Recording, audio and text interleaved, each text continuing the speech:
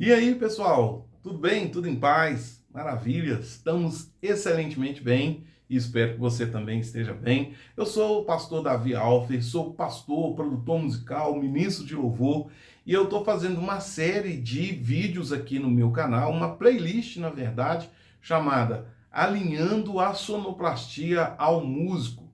É uma série de 7 vídeos e esse vídeo é o quarto vídeo da série e eu quero trazer para você informações muito relevantes sobre essas possibilidades de nós estarmos então alinhando a sonoplastia ao músico. E o tema desse vídeo é a tristeza do músico. Quero conversar com vocês um pouco a respeito desse assunto, a respeito disso que pode ser algo muito importante e algo que vai fazer uma diferença total aí no seu ministério de louvor, aí dentro da sua equipe de louvor. Por que eu estou falando sobre esse tema especificamente, né? Alinhar sonoplastia ao músico. Porque o lugar onde eu mais gastei tempo, onde eu mais empenhei meu tempo na minha vida como músico, foi em fazer música na igreja. Hoje eu tenho 47 anos e eu estou no Ministério de Louvor desde os 10 anos de idade. Pensa nisso aí, hein, gente? É muito tempo, fala a verdade. A gente tem muitos anos ali dessa área. Então, toda essa experiência, tudo isso que eu construí como experiência, eu quero compartilhar com você. Estou compartilhando aqui porque acredito sim que a gente pode cada vez mais buscar melhorar, cada vez mais buscar crescer. Então, esse é o motivo, por entender que eu tenho uma experiência, que essa experiência pode ser compartilhada. Por que eu trouxe esse trecho também, né, esse texto dessa forma? A tristeza do músico. Porque o que acontece? O músico, ele tem algumas alegrias, né? O músico, ele tem algumas coisas que fazem ele ser alegre. Uma coisa que faz o músico ser alegre é ser convidado para tocar. Isso é uma coisa que traz alegria para o coração do músico, né? Outra coisa que traz alegria para o coração do músico é uma performance legal, né? Quando a gente consegue executar algo de uma forma assim que agrada a gente também, agrada o coração, agrada o ouvido, né? Gente, é uma alegria sobrenatural, né? Vamos falar assim. Outra coisa que traz alegria para o músico é um bom instrumento, né? Um instrumento assim, aquele instrumento do sonho, sabe? Aquele instrumento, eu desejei esse instrumento e ele chegou na minha mão. Puxa vida, como é bom a gente estar com um instrumento, quer seja novo ou um instrumento vintage, mas aquele instrumento que a gente quer ter, sabe? Isso traz uma alegria sensacional. E outra coisa que traz alegria para o músico é a performance coletiva acontecer assim, além do esperado, sabe? Quando a performance coletiva é muito legal, é muito boa, ou seja, quando a banda toca, né? Quando o pessoal canta e tudo sai bacana, isso traz uma alegria no coração do músico, que é algo realmente assim, parece muito simples para trazer tanta alegria quanto traz, mas traz, né? Talvez você está me vendo falar aí e você não me ouviu falar sobre servir a Deus, me ouviu falar sobre sentir a presença do Espírito Santo, né, como coisas que trazem alegria. Mas, na verdade, é porque eu estou falando sobre um tema muito direcionado, né? Estou falando sobre um assunto muito específico e eu não quero partir para esse outro lado. E eu preciso me apegar dentro desse tema, dentro desse piso que nós estamos aqui, porque eu preciso que todos compreendam e todos entendam. Claro que essa questão do lado espiritual, ela também faz parte da vida do músico. O músico não é alienado a essa questão. Mas essas coisas que eu falei aqui, todas elas fazem parte da vida prática como um músico. E o que acontece? Muitas vezes, algumas dessas demandas, elas são atendidas, né? A maioria das vezes a gente consegue fazer essas demandas serem atendidas, a gente fazer uma performance agradável, né? Puxa vida, como é bom ser convidado para poder ir tocar, né? Acontece, a gente consegue ter essa demanda boa, a gente ter um instrumento, poder ter um pedal, ter um amplificador, ter um teclado. Meu Deus, que coisa boa, né? A gente consegue satisfazer essa demanda. Mas a performance coletiva, que também faz parte das demandas da alegria do músico, né? A performance do coletivo, geralmente ou possivelmente a gente pode ser, vou usar uma palavra difícil, mas às vezes a gente pode ser sabotado em decorrência à sonoplastia. A performance do coletivo, ela fica comprometida devido a gente não conseguir perceber ou ouvir, dependendo do que a gente está falando, né? A gente não consegue ouvir o colega que está também que está tocando. A gente não consegue ouvir o detalhe do arranjo que está por conta do outro colega, do outro instrumento. A gente não consegue ouvir a voz daquele outro colega que está cantando com a gente, que vai dar base e estrutura para aquele naipe que eu tenho que cantar. Então, às vezes, essas coisas começam a vir e a sabotar essa possibilidade, essa demanda de alegria, e então essa alegria se transforma em tristeza. Se você quer saber o que torna um músico realmente triste, não é necessariamente não receber o convite para tocar. O que deixa um músico triste não é necessariamente não ter uma performance individual muito bem sucedida. O que deixa um músico triste não é ter o instrumento dos sonhos. O que deixa um músico realmente triste é quando ele vai para a performance coletiva e ela não acontece. A performance coletiva fica aquém. Dá uma sensação, eu não sei se você é músico ou se você é da equipe técnica, mas para nós que somos músicos, dá uma sensação de derrota, dá uma sensação de incapacidade muito grande. Eu falo isso porque é uma experiência minha, né? É uma experiência própria. Eu falo isso sem assim, estar errando, porque é o que eu sinto. Eu sinto uma tristeza profunda, eu fico realmente abatido. Como testemunho, né?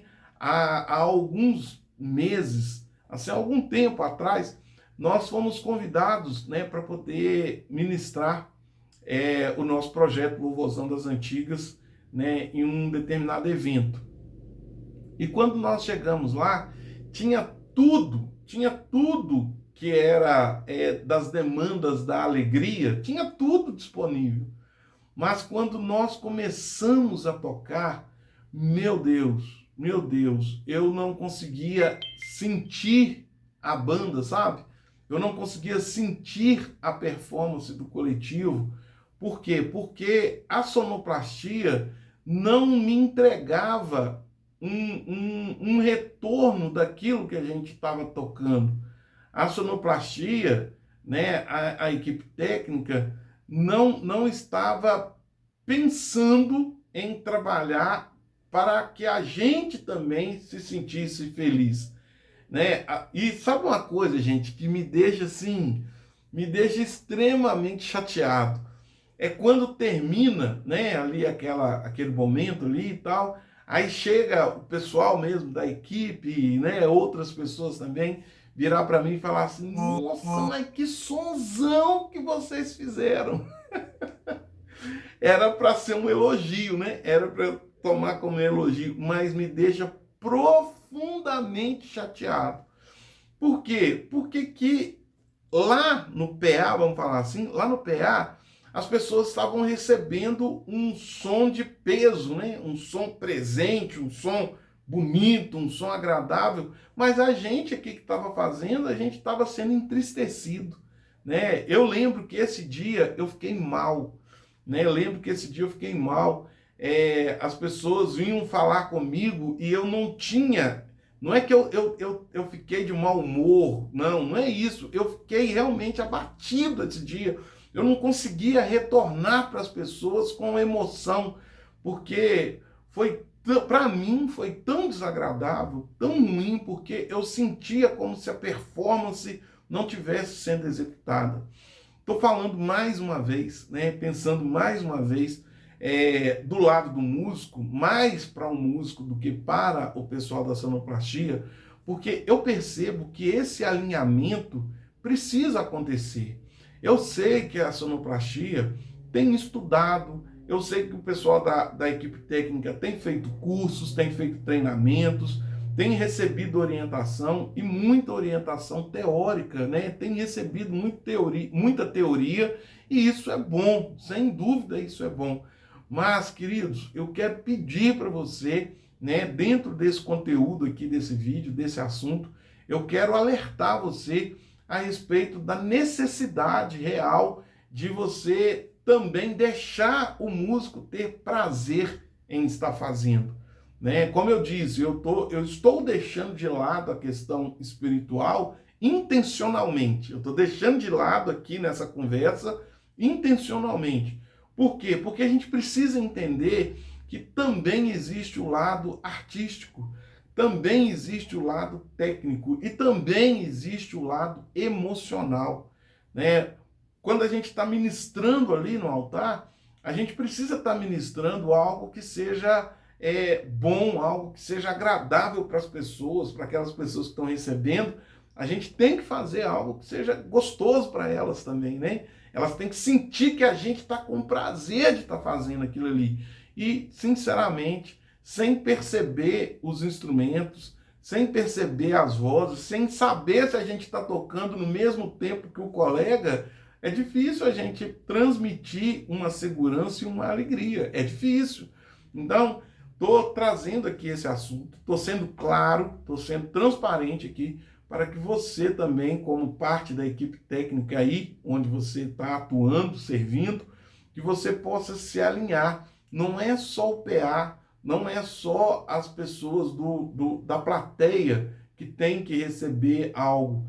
Quem está fazendo também tem que ter um som que agrade, tem que ter um som que seja empolgante, entende? Empolgante. Eu falei, né, no vídeo anterior, a respeito do fone de ouvido, né? Falei do problema disso aí. Principalmente você que vai receber pessoas, né? As igrejas que convidam pessoas, eu acho que vocês precisam ter uma flexibilidade maior, né? Se para você buscar saber, procura saber com a equipe, olha, o costume de vocês é fazer ouvindo retorno de monitor de ouvido? Se não, vocês precisam ser mais flexíveis, né? Abrir para que o músico que não tem costume de trabalhar com retorno de ouvido, né? De fone de ouvido, abrir para que a ministração seja plena, a ministração seja completa. Ah, mas aí o som vai ficar muito alto. Nem sempre, nem sempre. Às vezes o som vai ficar com uma característica diferente, né? Característica diferente. Outro dia, para eu fechar aqui esse assunto, né? Falando sobre esse tema, outro dia eu fui visitar a igreja de um amigo e eu cheguei lá, o louvor já estava acontecendo. E eles pegaram, colocaram a bateria numa cabine, né? Fecharam a cabine do chão até no teto, né? Fecharam a cabine toda e microfonaram a bateria para quê? Para controlar o volume da bateria. Não é essa a intenção? Né? Controlar o nível de volume da bateria. No entanto, a pessoa que estava na sonoplastia, operando a mesa de som, a gente que estava na plateia só ouvia a voz do ministro e a bateria, a gente não ouvia mais nada. Ou seja, colocaram a bateria na cabine para controlar o som e deixaram a bateria muito mais alta do que o resto das coisas. Ou seja, não é o fato da equipe ir, né, como convidada aí na sua igreja, na sua congregação, e não está acostumado a tocar com fone de ouvido e eles preferirem usar monitor, cabine da bateria aberta, não significa que o som vai ficar descontrolado. significa que ele vai ter uma outra característica, mas que é possível usar de flexibilidade. Beleza? Então, tendo dito isso, vou encerrar por aqui o vídeo de hoje, pedindo a você que não é inscrito aqui no canal, que se inscreva aqui no meu canal. A gente tem sempre muito conteúdo aqui relacionado à música em amplos sentidos, né? A gente tem muita coisa sendo falada e se você for inscrito aqui, você vai estar sempre recebendo as nossas novidades. Mas para isso também, além de você se inscrever, eu vou te pedir para você deixar um like, deixar um comentário e ativar o sininho. Sabe por quê? Porque senão o YouTube não te entrega o meu conteúdo.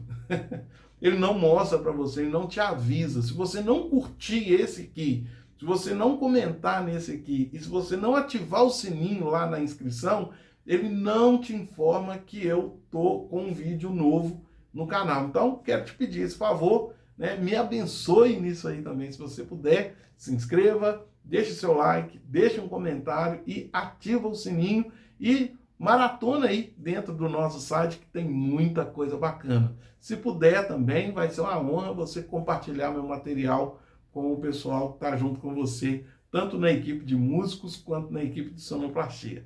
Deus abençoe, muito obrigado.